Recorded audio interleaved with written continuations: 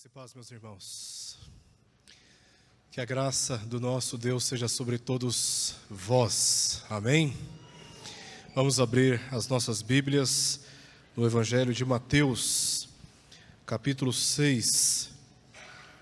Estaremos dando aqui sequência à série de mensagens desse famoso sermão que Jesus fez na montanha, para as multidões que estavam em volta, em particular para os seus discípulos. E nessa ocasião leremos os versos 19 ao verso 21. Mateus capítulo 6, versos 19 ao verso 21.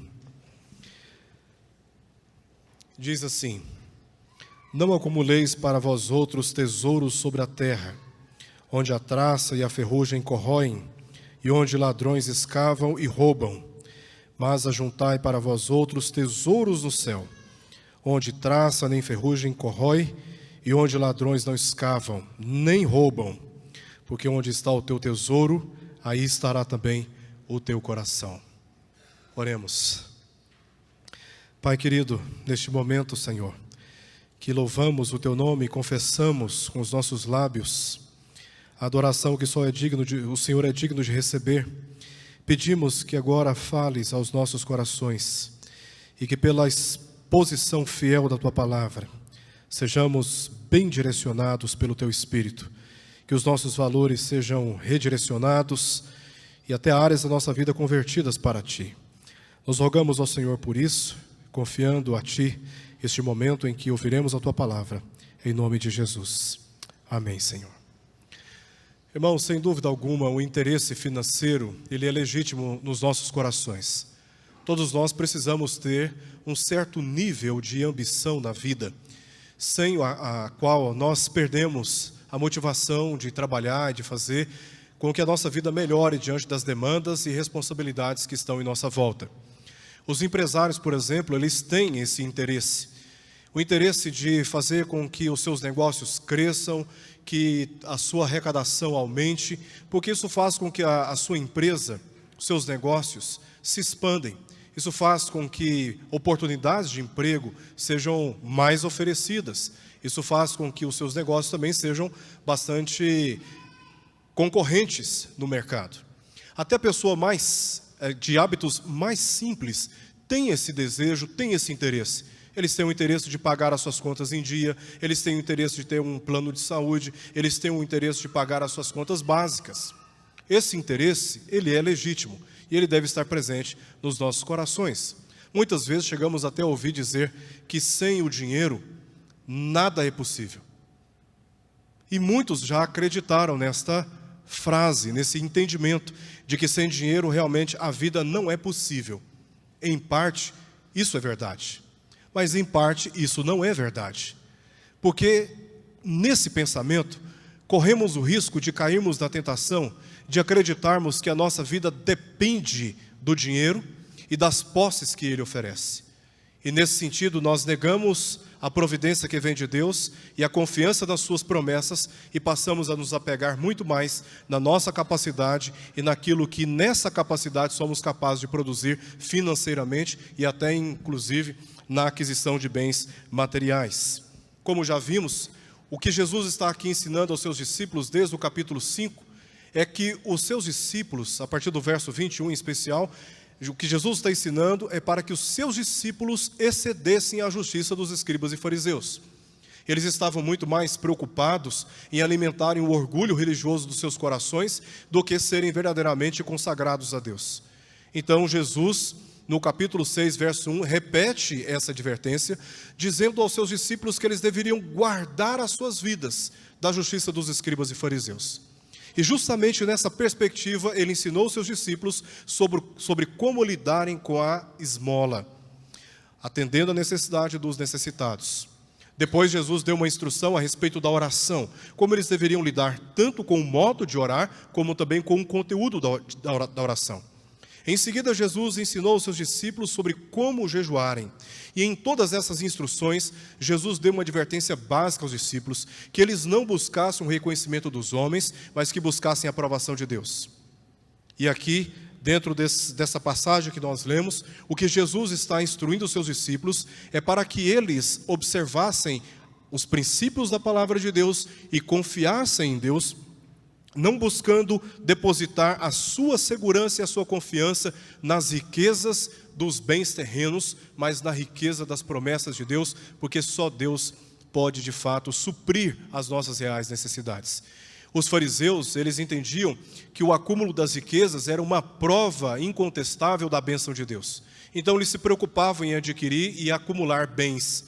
Contra este valor, contra esse estilo de vida, contra esses propósitos da vida, Jesus viu a necessidade de instruir os seus discípulos para preveni-los de andarem pelos mesmos caminhos daquelas autoridades.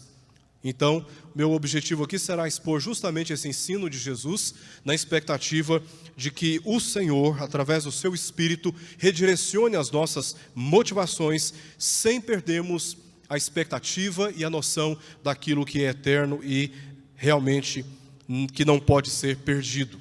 Eu estou dividindo esta passagem em 3 partes. No verso 19, nós veremos uma advertência negativa de Jesus, onde ele demonstra para os discípulos não dependerem das riquezas como uma finalidade de garantirem um futuro. No verso 20, Jesus faz uma advertência agora positiva. Primeiro ele mostra o lado errado da ambição financeira e também pelas posses materiais. No verso 20, Jesus agora demonstra para os discípulos qual deveria ser a motivação deles. Ou melhor, qual deveria ser a prioridade deles diante da necessidade e o desejo legítimo de correr atrás e de trabalhar em busca de acúmulo e de bens financeiros e também bens materiais. No verso 21, Jesus vai demonstrar agora a motivação. Por que os discípulos deveriam correr atrás de riquezas espirituais?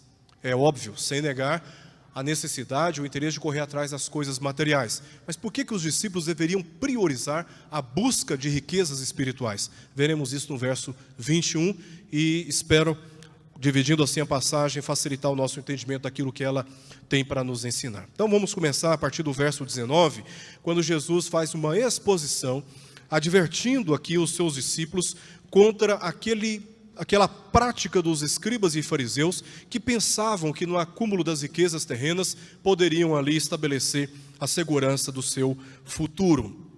O verso 19 diz inicialmente o seguinte: não acumuleis para vós outros tesouros sobre a terra.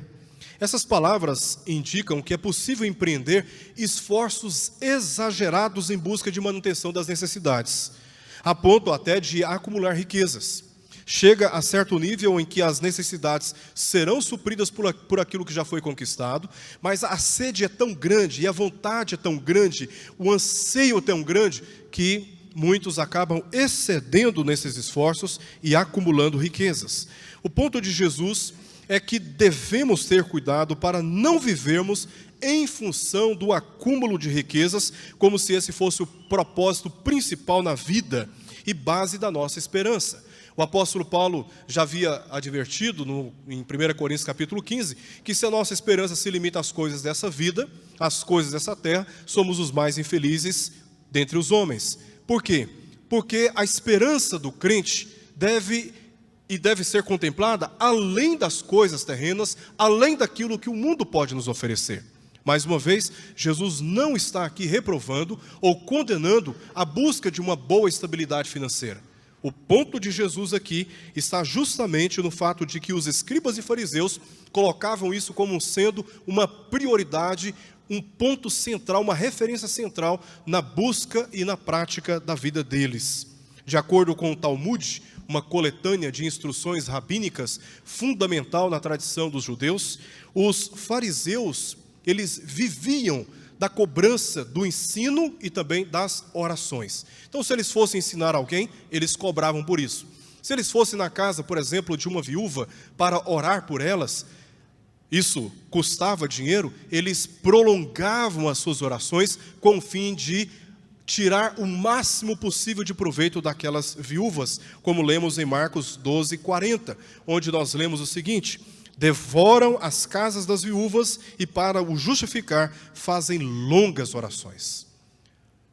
Não era um problema antigo apenas. É também um problema presente, onde líderes religiosos, guiados por ambições carnais e pecaminosas, faziam uso das suas atribuições religiosas a fim de tirarem vantagem da boa-fé das pessoas. Isso acontecia naquela época e ainda acontece nos nossos dias. Homens que usam da piedade ou da falsa piedade para esconderem suas ambições carnais e pecaminosas, sua ganância financeira. O que o fariseu fazia? Ele acumulava riquezas. Ele ia na casa de uma viúva, por exemplo. Se ela não tinha dinheiro para pagar pelas orações, ele então coagia, ele constrangia aquela viúva a lhe dar bens, utensílios de dentro de casa. E eles foram acumulando muitas coisas dentro das suas casas, fruto dessa ambição, dessa ganância financeira dentre o povo que estava ali para buscar da parte de Deus alguma resposta e alguma bênção. E eles então provavam com essas riquezas, com esses bens, com esse acúmulo exacerbado, desnecessário de coisas que eles ganhavam através das suas atividades, eles tentavam provar com isso que eles eram muito abençoados por Deus. Se o que eles ganhavam era resultado da sua atividade religiosa, o acúmulo de muitas riquezas era a prova de que eles estavam não apenas trabalhando muito, mas que eles também estavam sendo muito mais abençoados por Deus. E nessa advertência de Jesus, que diz para que eles não acumulassem tesouros sobre a terra, Jesus também indica o local onde esses tesouros eram guardados. Na sequência do nosso texto, verso 19, nós lemos o seguinte: onde a traça e a ferrugem corroem, e onde ladrões escavam e roubam. Em seguida aqui, Jesus, ele deixou claro que tanto os tesouros adquiridos neste mundo, quanto o lugar que guardavam eram extremamente frágeis. Os tesouros orientais consistiam basicamente de prata, ouro e roupas especiais caríssimas.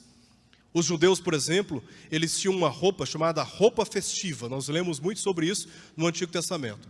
Eram roupas especiais, caríssimas, dedicadas a ocasiões muito peculiares. Essas roupas, elas eram guardadas como verdadeiros tesouros nas suas casas. Então, a traça e a ferrugem que Jesus aqui se refere, certamente se associam com essas vestes, com essas roupas caríssimas que eles guardavam, e também com aqueles utensílios de metais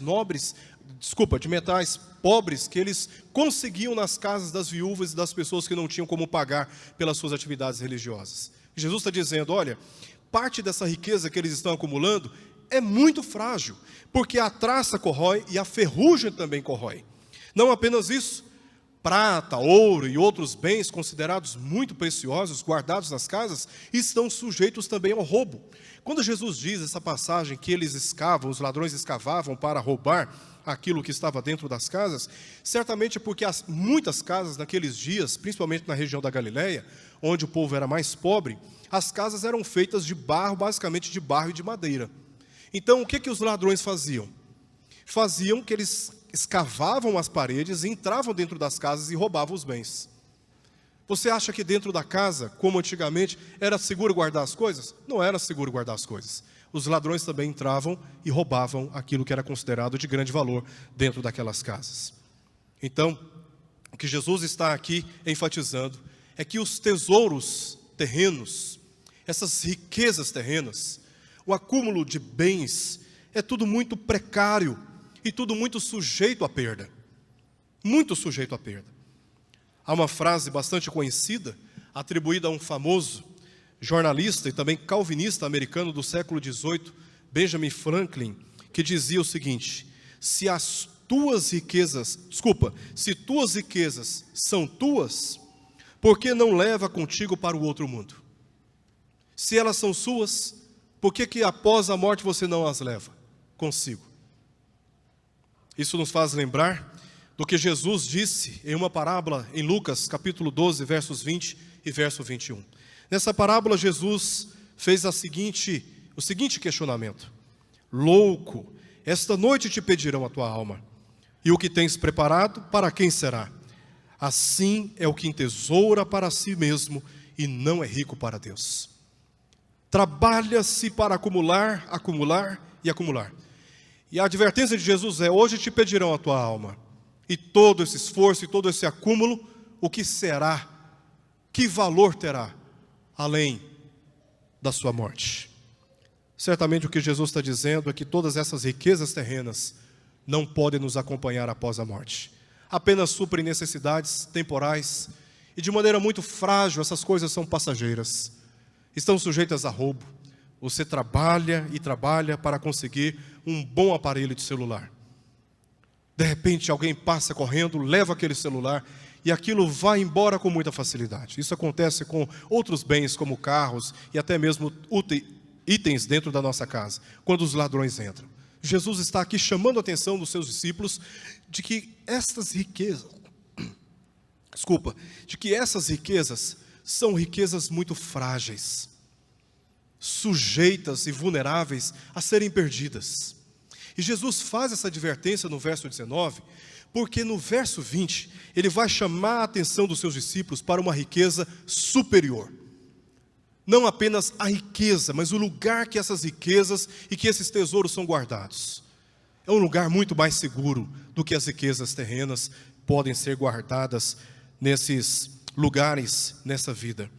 No verso 20, nós lemos o seguinte: mas ajuntai para vós outros tesouros no céu, onde a traça nem ferrugem corrói, e onde ladrões não escavam nem roubam. É evidente nessas palavras de Jesus que ele não está aqui eliminando o legítimo desejo de acumular tesouros, apenas estabeleceu uma nova direção para esse desejo. Ele começa dizendo: mas ajuntai para vós outros. Os discípulos foram ensinados a ajuntar, serem empreendedores em busca de riquezas espirituais, assim como nós lemos, por exemplo, lá na parábola dos talentos em Mateus capítulo 25. O Senhor confiou bens aos seus servos e saiu daquela terra. Quando ele voltou, ele recompensou 2 dos seus servos que haviam negociado o que tinham recebido e estavam ali para entregar a Jesus não somente o que tinham recebido, mas também o que eles tinham ganhado com as negociações. Esses foram chamados de servos bons e fiéis e por isso entraram no reino dos céus.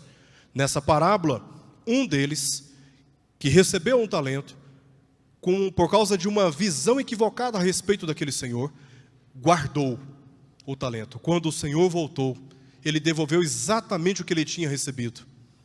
Ele não negociou, ele não multiplicou aquele talento. E por isso foi chamado de servo mau e infiel. Jesus não está aqui condenando o anseio legítimo e saudável de correr atrás, de ter uma vida mais estável, mais estruturada nesta vida. O que ele está aqui é apenas direcionando, como já foi dito, esse desejo para um lugar mais adequado. Então, que riquezas são essas que Jesus está tratando aqui no verso 20? O texto diz: ajuntai, mas ajuntai para vós outros tesouros no céu. Quanto aos tesouros sobre a terra, Jesus agora, em paralelo, faz um contraste com outro tesouro. Um tesouro que não é acumulado na terra, mas ele é acumulado no céu. Que tesouro é esse que Jesus está referindo aqui nessa passagem? A resposta para essa pergunta está no nosso próprio texto. No nosso texto, nós vemos que Jesus está ensinando os seus discípulos, desde o capítulo 5, verso 21, princípios que deveriam observar e obedecer da palavra de Deus. E é justamente na observância desses princípios da palavra de Deus, na obediência desta verdade que ele está pregando, desde o capítulo 5, verso 21, até o capítulo 6, verso 18, os seus discípulos estariam acumulando riquezas espirituais no céu, distintos daqueles tesouros que são acumulados sobre a terra. Esses tesouros acumulados sobre a terra são frágeis e se perdem, mas os que são acumulados no céu têm grande proteção e também segurança. Eles não são deterioráveis e nem podem ser roubados. São duradouros em valor e também na sua satisfação. E quando morrermos, esses tesouros permanecerão conosco para onde formos. Eles não podem ser perdidos.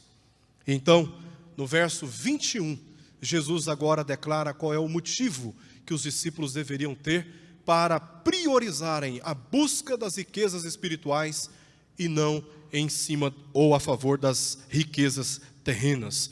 No verso 21, Jesus declara o seguinte motivo: porque onde está o teu tesouro, aí estará também o teu coração. Veja a ênfase que Jesus dá sobre o teu tesouro, teu coração. Aonde está o nosso tesouro, aí também colocamos o nosso coração. Os judeus, eles entendiam e compreendiam o coração como a sede da inteligência e da vontade humana. E o ensino de Jesus reflete exatamente essa visão. As escolhas e ações das pessoas são moldadas pelas coisas que elas mais valorizam. Nesse sentido, em última instância, o que as pessoas valorizam é aquilo que governa a sua agenda. Seus interesses, suas motivações, é o que governa a sua vida. Atrai a sua atenção, consome o seu tempo e energia dia a dia.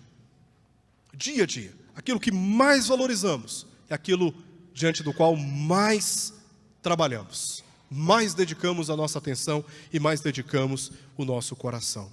Sendo assim, nos dedicamos persistentemente a conquistar, aumentar, proteger e aproveitar o que é do nosso maior interesse nessa vida. E essa passagem distingue os tesouros da terra dos tesouros do céu, demonstrando que o melhor e mais seguro investimento que podemos dedicar às nossas vidas não é naquilo que é passageiro, mas naquilo que é eterno, permanente, que não pode ser perdido. Mas que, em síntese, Jesus não ensinou que devemos negligenciar essas ambições saudáveis ou nossas responsabilidades nessa vida, argumentando que o nosso destino é o céu. Como o apóstolo Paulo disse em Filipenses capítulo 3, que a nossa pátria está nos céus. Não, isso não é motivo para negligenciarmos as nossas responsabilidades nessa vida. Paulo ensina isso lá em 1 Tessalonicenses. Os tessalônicos, eles tinham tanta certeza de que Jesus voltaria naqueles dias, que eles começaram a negligenciar suas responsabilidades no trabalho. E o apóstolo Paulo escreve, dentre as advertências que ele faz, ele então toca nesse assunto. Isso não pode ser motivo para nós negligenciarmos a responsabilidade que temos de estudarmos muito, de trabalharmos muito e com muita responsabilidade atender aquilo que foi confiado a nós. Isso não é justificativa, mas o que Jesus está deixando bastante claro é que nossas prioridades não podem repousar na terra e no céu ao mesmo tempo, porque possuem natureza e propósitos que são irreconciliáveis. Ou você vai servir um, ou você vai servir o outro como uma prioridade, assunto para as nossas próximas exposições aqui. Nesse sentido, os tesouros da terra são deterioráveis e se perdem, enquanto os tesouros do céu são permanentes e eternamente seguros. Por isso, no verso 34, Jesus insiste dizendo: buscai, pois, em primeiro lugar o seu reino e a sua justiça, e todas as coisas serão acrescentadas. Essa é a ênfase de Jesus nessa passagem. O reino de Deus e a sua justiça devem ser a nossa prioridade, não as coisas que nós podemos alcançar nessa vida, não as coisas que podemos acumular nessa terra. E eu quero concluir trazendo 2 conselhos para todos nós, à luz de tudo que vemos aqui. Primeiro, eu gosto muito de um pensamento de uma cantora americana, cristã, Hayley Williams, que diz o seguinte: ame as pessoas, não as coisas. Use as coisas, não as pessoas. Nós aprendemos com essa passagem que as coisas não são mais importantes que o cuidado que nós devemos ter com os nossos irmãos, inclusive com os nossos inimigos, observando e obedecendo a palavra de Deus. É isso que está no nosso contexto, quando Jesus, ali no verso 21 até o verso 26, ensina que se nós odiarmos os nossos irmãos, os nossos corações, nós estamos violando o seu mandamento, matando eles, assassinando eles nos nossos corações. Jesus continua falando sobre vários princípios da lei, dentre os quais, verso 38 ao verso 42, sobre o princípio da vingança. que nós devemos pagar o mal com o bem, interrompendo o ciclo de maldades deste mundo. Nos versos 43 ao 48, Jesus dá ênfase da necessidade de nós amarmos o nosso próximo e assim cumprirmos a sua lei, cumprirmos a sua palavra. É nesse sentido que Jesus, então, nos ensina que há coisas mais importantes que devem ser buscadas no tocante ao cuidado com os nossos irmãos, inclusive dos nossos próprios inimigos, orando por eles. E que nós não podemos deixar jamais que as nossas ambições financeiras e materiais prejudiquem esses princípios da palavra de Deus, não permitindo que em nossos corações essas ambições financeiras tomem conta. Do contrário, em busca do ganho financeiro e material, o que acontece muitas vezes é que perdemos gradativamente o relacionamento com a nossa esposa, gradativamente perdemos o relacionamento com os nossos filhos, gradativamente perdemos o relacionamento com os nossos amigos, gradativamente perdemos o relacionamento sério, comprometido, produtivo com a nossa igreja. E chegamos até o ponto, por invertermos as prioridades, de perdermos até o relacionamento com Deus. Deus não nos abandona, mas nós, por causa do nosso pecado, podemos nos afastar da comunhão com Ele. E isso acontece quando nós invertemos as prioridades. Devemos, mais uma vez, correr atrás da estabilidade financeira. Devemos, sim, acumular de maneira saudável aquilo que precisamos para garantir uma boa estrutura para a nossa família. Mas nunca podemos permitir que nessa busca legítima percamos o prazer, a alegria, a riqueza de ter os nossos filhos perto de nós, de lhe contar histórias, de orar com eles, de valorizar o nosso cônjuge. E às vezes, por causa dessa procura, nós nos desgastamos tanto, que viramos as costas para aquilo que é mais importante e que o Senhor nos confiou. Inclusive, a nossa intimidade com Deus, o nosso tempo devocional, nosso tempo de oração. Nunca deveríamos permitir que a ganância financeira nos desvie do caminho que o Senhor preparou para cada um de nós. Em segundo lugar, o dinheiro passa por muitas mãos, muitas vezes causando inveja, ciúme, ódio, separação. Por causa de dinheiro, muitos casais se separam. E os que não se separaram, muitos estão vivendo em crises. Por causa do dinheiro, muitas pessoas se prostituem. E o dinheiro é talvez o protagonista das corrupções em toda parte. Já vi pessoas colocando fogo em diversos objetos, alegando que esses objetos, por estarem debaixo de maldição, por estarem alojando demônios, precisam ser queimados. Já vi isso várias vezes. Segundo a doutrina de muitos por aí, eles entendem que a solução é pegar o objeto que foi recebido por uma pessoa que você quer esquecer, então para resolver você vai lá e coloca fogo. Mas eu nunca vi ninguém colocando fogo no dinheiro pelas mesmas causas. Já vi gente colocando fogo em objetos, supostamente por causa de presença de demônios e de maldição, mas nunca vi gente colocando fogo em dinheiro pelas mesmas causas. No fundo, o que nós não queremos admitir é que nós idolatramos o dinheiro. E colocamos o dinheiro muitas vezes como sendo a principal motivação que nós temos nessa vida. E chegamos a pensar até que é com base naquilo que nós ganhamos que podemos garantir a nossa segurança nessa vida. Não apenas nessa vida, mas inclusive após ela. Esse é um pensamento pagão. Os egípcios pensavam que se fosse depositado com ele suas riquezas, para onde eles iam, eles também poderiam levar suas riquezas. Até hoje, quando se encontra uma múmia, ao abrir ali o seu, de forma bem popular, né, o seu caixão ali, o que se encontra são riquezas que foram guardadas, porque eles pensavam que poderiam levar essas riquezas para além da vida terrena. Isso é um engano terrível. Tudo que nós acumulamos nessa terra, fica nessa terra. Fica rica nessa terra. A única riqueza que nós podemos levar dessa vida é a riqueza espiritual. É o bem que nós fazemos nos nossos relacionamentos, observando a santa palavra de Deus. E esse pensamento de que no dinheiro está a nossa segurança, no acúmulo de bens materiais está a nossa proteção, isso é um terrível engano, isso não é verdade.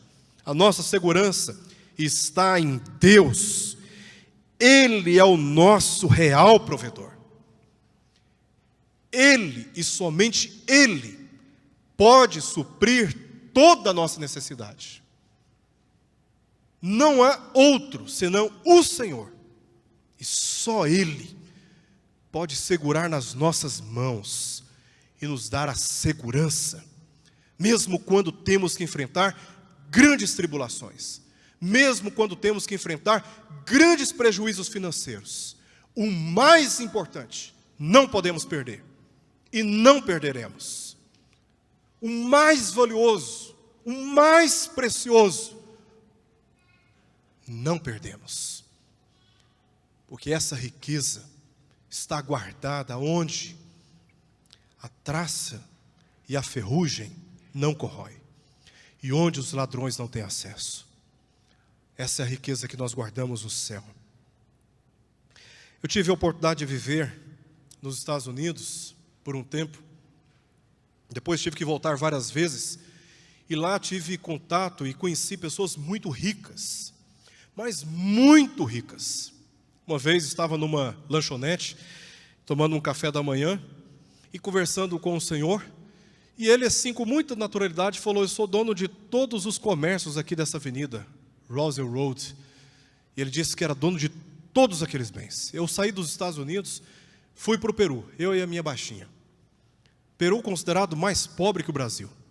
Lá conheci, especialmente nas comunidades quechuas, na zona rural do estado de Cusco, muita gente em estado de miséria. E não somente eu, você certamente já percebeu que ricos e pobres estão sujeitos às mesmas lutas espirituais. Estão sujeitos às mesmas tentações. Eu fico observando alguns, muitas vezes, ostentando sua ascensão acadêmica, os seus títulos, sua riqueza. Eu fico observando e pensando, acho que já perdeu a noção de que, independente do que tem ou deixa de ter, todos nós, indistintamente, pecamos contra o Criador. E carecemos da graça e da misericórdia dEle. Todos nós enfrentamos lutas espirituais, emocionais, estamos sujeitos a várias enfermidades, às vezes um mosquitinho pica. A pessoa pode ser rica o tanto que for, ela fica prostrada. Todos nós estamos sujeitos às mesmas crises de relacionamentos, e o dinheiro, a falta dele, em nada poderá alterar o curso do seu futuro após a morte. Todos nós precisamos reconhecer que Deus é digno de ser servido com todos os nossos recursos financeiros e materiais, nos apegando muito mais nas suas promessas que em nossas posses. É nesse sentido que eu deixo o seguinte conselho: não deixe de dar o seu dízimo, não deixe de dar esmolas para atender a necessidade dos necessitados, não deixe de investir na obra missionária, pensando que estará seguro, porque agindo assim, não te faz imune às necessidades e ainda te faz perder a oportunidade de acumular tesouros no céu, onde a traça nem ferrugem corrói e onde ladrões não escavam e nem roubam. Vamos orar.